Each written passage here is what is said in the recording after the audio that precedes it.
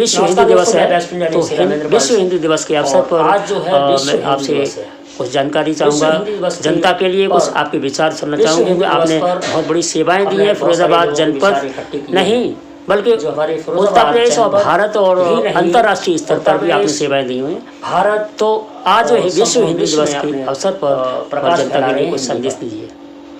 हाँ राघवेंद्र जी, ब्राह्मण जी, मैं लगभग 9 विदेशों में यात्रा कर चुका हूँ। 11वां विश्व हिंदी सम्मेलन मॉरिशस में हुआ था। वहाँ कजाकिस्तान की युवतियों ने हिंदी की वंदना प्रस्तुत की थी। तो और मैं जिन जिन देशों में गया हूँ उन सभी देशों में 95% हिंदी बोली है। अंग्रेजी का 5% बिल्कुल दुर्लभ स्थितियों में जब कोई उपाय नहीं रहा तो अंग्रेजी का प्रयोग किया है और लोग हिंदी को समझते हैं। बहरीन की एक विचित्र घटना ये हुई कि मुझे जिस दिन लौटना था उस दिन फ्लाइट ओवर बुक्ड हो गई। तो वहाँ के जो एयरपोर्ट के कर्मचारी थे, क्लर्क था, उसने कहा कि आपकी फ्लाइट ओवर बुक्ड हो गई है, आपको कल जाना पड़ेगा और इसके बदले में हम आपको 300 दिनार जो हैं वो बदले में देंगे कंपनसेशन में जी। और आपको रुकना है। उसने कहा कि आप बात को समझ रहे हैं। मैंने कहा मैं बिल्कुल समझ रहा हूँ, अंग्रेजी मेरे लिए कोई समस्या नहीं है, लेकिन मैं चाहूँगा कि आपके यहाँ कोई हिंदी का व्यक्ति हो तो हिंदी वाले को बुलाइए, हम आपस में बात करते हैं जी। और उन्होंने तुरंत हिंदी के एक व्यक्ति को बुलाया और हमारी बातचीत हिंदी में हुई। असल में अंग्रेजी केवल उन 130 देशों में भाषा है का माध्यम है अभिव्यक्ति का, जिन 130 देशों में अंग्रेजों का राज्य रहा है जी। और हमारा भ्रम यह है कि अंग्रेजी अंतर्राष्ट्रीय भाषा है जी। और इसलिए इस बात को समझने की आवश्यकता है कि हम हिंदी का प्रयोग अधिकाधिक करें जी। इसलिए कि हिंदी अब बाजार की भाषा बन गई है, बाजारू भाषा नहीं, बाजार की भाषा जी। अब जो विदेशी प्रोडक्ट हैं वे उत्पादक भी ये कहने को विवश हैं कि ये दिल चाहे मोर। हम अगर हिंदी पूरी तरह से बोलना शुरू कर देंगे, हम हिंदी वाले हिंदी बोलना शुरू कर देंगे तो फिर मोर की जगह और कहना प्रारंभ हो जाएगा। जरूरत यह है कि हम उन्हें विवश करें, क्योंकि हम उनकी जरूरत है, इसलिए हम उन्हें विवश करें कि अपने उत्पादन के विज्ञापन में वे कहें ये दिल चाहे। और ये एक बात और मेरी समझ में आती है, हाँ। अंतर्राष्ट्रीय जो भी उत्पादक हैं, जो भी भारत के बाजार में अपने प्रोडक्ट बेचना चाह रहे हैं, हाँ। तो क्या उनकी मजबूरी नहीं हो सकती है कि हिंदी को महत्ता दें? क्योंकि आज हिंदुस्तान में मैं वही तो कह रहा हूँ आपसे कि हम बोलना शुरू कर देंगे हम। और असल में समस्या क्या है, मैं आपको एक छोटी सी घटना बताता हूँ। समस्या यह है कि जैसे ही बाहर के किसी व्यक्ति को हम देखते हैं, विदेशी को, हम ये मान लेते हैं कि अंग्रेजी का ये विद्वान है, बिल्कुल, और हमें तुरंत अंग्रेजी बोलनी चाहिए, नहीं तो भारत की इज्जत खतरे में पड़ जाएगी कि हम 190 वर्ष तक अंग्रेजों के गुलाम रहे और अंग्रेजी नहीं जानते, तो बस अंग्रेजी भौंकना शुरू कर देते हैं। मेरे साथ भी यही हुआ। बनारस से लौटते समय 2 साधु सामने बैठे थे, नौजवान। मैंने उनकी गोरी चमड़ी देखी, मैंने समझा कि ये अंग्रेजी के विद्वान जरूर होंगे। अंग्रेजी में हमारी बातचीत शुरू हो गई। तीसरे वाक्य में उस व्यक्ति ने ये कहा, उसमें से एक साधु ने कहा, actually my English is not so good. क्या है? मैंने कहा आप कहाँ के हैं? उन्होंने देश का नाम बताया, अल्जीरिया। मैंने कहा कि क्या मैं हिंदी में बात कर सकते हैं? हाँ कर सकते हैं। तो लगभग 11 बजे तक हम रात में बात करते आए। बनारस से लौट रहे थे, वृंदावन जा रहे थे वो, और हिंदी में बात करते आए। कुछ भाषा में बात हुई, कुछ इशारों में बात हो गई और हम इतनी देर तक बोलते रहे। तो हिंदी विदेशों में बढ़ रही है, नियमित बढ़ रही है, और हिंदी लोगों की विवशता बन रही है विदेशियों की। हमारे यहाँ एक विचित्र स्थिति हो गई है कि जो अनपढ़ माता पिता हैं वे भी ये चाहते हैं कि अंग्रेजी माध्यम के स्कूलों में हम बच्चों को पढ़ाएं। वही मेरा प्रश्न था कि यहाँ की भारत की क्या व्यवस्था है जो कोई अंग्रेजी को महत्व दे रहे हैं? मूर्खता है, विवशता नहीं है। और दूसरी बात यह है कि ऐसा नहीं है कि कॉन्वेंट स्कूलों में पढ़ाने की होड़ लग रही है। हाँ, एक कॉन्वेंट स्कूल में पढ़ाने की होड़ तो है ही। इसका एक कारण ये भी है कि सरकारी जो विद्यालय हैं उनकी संख्या तो बढ़ाई जा रही है, परंतु हम उनकी क्वालिटी में सुधार नहीं कर रहे। एक शिक्षा मित्र या एक अध्यापक के बल पर प्राइमरी कक्षाएं चल रही हैं, जबकि प्राइमरी कक्षाओं को ज्यादा अच्छा, आप 8 विद्यालय मिलाकर के एक बना दो ना, जिसे पढ़ने की इच्छा होगी वो अपने आप आएगा, बुलाकर लाइए उसको, जैसे भी हो व्यवस्था करिए, परंतु विद्यालय ऐसे हों जो अंग्रेजों ने एक मानक बना रखा था। 5 अध्यापक प्राइमरी के लिए, 1 चपरासी, हर कमरे में ब्लैक बोर्ड, ये उनका मानक था।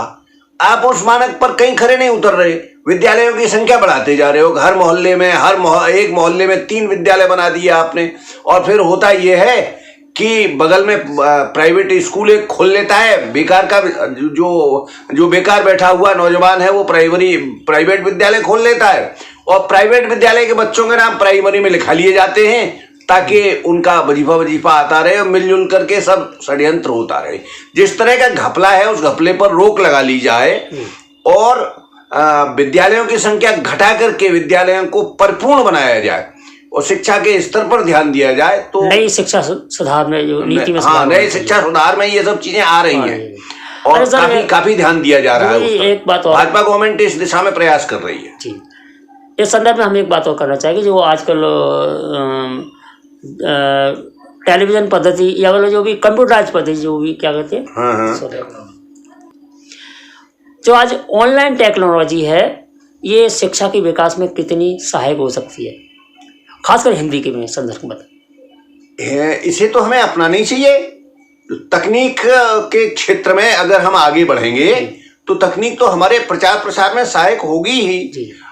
हम जो भेजेंगे, जो वीडियो डालेंगे, जो ऑडियो जाएंगे, वो फिर सारे देश के बाहर जाते हैं। मैंने विश्वविद्यालय अनुदान आयोग की योजना के अंतर्गत नवगीत कोष तैयार किया था, तो मेरा मानना था कि नवगीतकार केवल भारत में हैं, और मुझे पता लगा कि 5 विदेशों में भी नवगीतकार नवगीत लिख रहे हैं और उनके संकलन भी छप चुके हैं, तो मैंने फिर उनको भी शामिल किया। इस संदर्भ में मुझे ये बात याद रहती है, मैंने शायद अनुभव किया है, महसूस किया और देखा भी है कि काव्य गोष्ठियाँ हमारे यहाँ की, कवि सम्मेलन हमारे यहाँ के विदेशों में भी देखे जाते हैं और बहुत अच्छे असर कर रहे हैं, और वो मांग भी कर रहे हैं वंस मोर वाली स्थिति। हाँ, चीन में दो नौजवान वहाँ चीन की कंपनी में काम करते थे, और वो दोनों छटनी में आ गए। चीन ने कई कंपनियों में कंप्यूटराइज होने के बाद छटनी की, वो 3-4 महीने परेशान रहे। बाद में उन्होंने चीनियों को हिंदी सिखाने का काम शुरू कर दिया। अच्छा। और 6 महीने के अंदर दोनों के पास टॉप की गाड़ियां हो गई और दोनों ने फ्लैट खरीद लिए। क्या बात? क्योंकि चीनियों को अपना सामान खपाने के लिए भारत में हिंदी की जरूरत है और हिंदी जानने वालों की आवश्यकता है। मैंने एक विज्ञापन देखा था आज से 1.5 साल पहले, अमेरिका में सेना में हिंदी और उर्दू जानने वालों के लिए विज्ञापन निकला था जी। तो जरूरत है, वहां भी जरूरत है। और जैसे जैसे हमारे 2 प्रधानमंत्रियों ने इस दिशा में सार्थक रूप से काम किया, एक अटल बिहारी वाजपेयी ने और एक नरेंद्र मोदी ने। इन दोनों ने जो उसमें यूएनओ में भी हिंदी बोली, अंतर्राष्ट्रीय स्तर पर भी बहुत काम किया, हिंदी को स्थापित किया, और इस दिशा में बाबा रामदेव ने भी बहुत काम किया है। इस अंदर में इसमें गुरु जी एक बात और है, क्या हम हिंदी को और अधिक बढ़ा देने के लिए इस टेक्नोलॉजी का सहारा ले सकते हैं? इसमें किन लोगों को आगे आना चाहिए हिंदी के विकास में? जो लोग तकनीक के क्षेत्र में जानकार हैं उन लोगों को आगे आना चाहिए और उन्हें डालना चाहिए। मैं ये प्रयोग कर रहा हूँ, एक जो प्रोफेशनल है उसकी सहायता लेकर के हम अपने वीडियो अपलोड करना शुरू कर रहे हैं, तो हमारी कविता पहुंचेगी। अब कनाडा में हिंदी विश्व हिंदी दिवस मनाते समय आज से 4 साल पहले एक महिला ने मेरा लिखा हुआ हिंदी गीत गाया हिंदी की वंदना में, और उसने इसको बाकायदा इंस्टाग्राम पर डाला। और मुझे ये जानकारी नहीं थी क्योंकि मैं तो इंस्टाग्राम प्रयोग नहीं करता, लेकिन मुझे एक मेरे मित्र ने सूचना दी कि आपका गीत गाया, उसने बाकायदा मेरा नाम लिया क्या बात कि उनका गीत है, हम उसे प्रस्तुत कर रहे हैं। तो हिंदी का प्रयोग विदेशों में बढ़ रहा है और होगा ये कि कुछ समय बाद विदेशी हमसे ज्यादा अच्छी हिंदी बोलने लगेंगे। सही बात है। हाँ, जैसे दक्षिण भारतीय अब अच्छी हिंदी बोलने लगे। बिल्कुल, दक्षिण भारतीय अब ज्यादा अच्छी हिंदी बोलते हैं, उनकी हिंदी संस्कृतनिष्ठ होती है। अपनी खासकर मिक्स हो गई अब हिंदी है, अंग्रेजी भाषा के और कई भाषाओं के शब्द मिक्सर हुए। और अगर किसी रिक्शे वाले से भी देखो रामन जी, ये तो होगा जब मुगलों का शासन था, भाषा बहती हुई नदी है जी, जो डाल दोगे उसमें तो मुगल बहती हुई नदी है, उसमें परिवर्तन होता रहेगा। जब मुगलों का शासन था तो हम अवसर की बजाय मौका कहते थे, बिल्कुल, और तिथि की बजाय तारीख कहने लगे थे।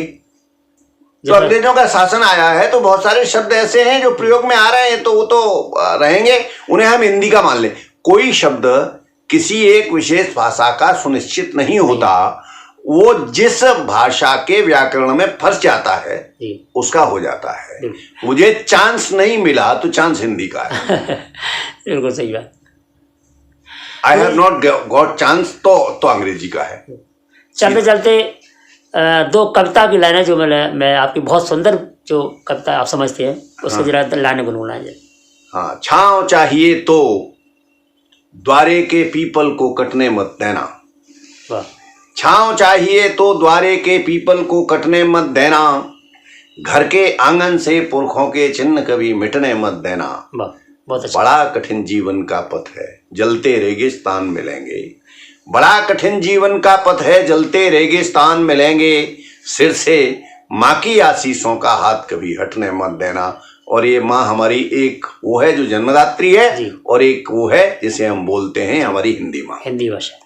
बहुत सुंदर विचार आपके हैं और मैं समझता हूँ कि पूरे विश्व में ये शब्द आपके गूंजेंगे। और आज भी लिखित भाषा में पुस्तकों के माध्यम से, विचारों के माध्यम से, कविताओं के माध्यम से, साहित्य के माध्यम से आपके विचार पूरे संसार में गूंज रहे हैं। ये बड़ी बड़ी खुशी है कि फिरोजाबाद एक नाम कर रहा है साहित्य के क्षेत्र में भी आपके माध्यम से, आप जैसे विद्वान, प्रकांड विद्वानों के माध्यम से।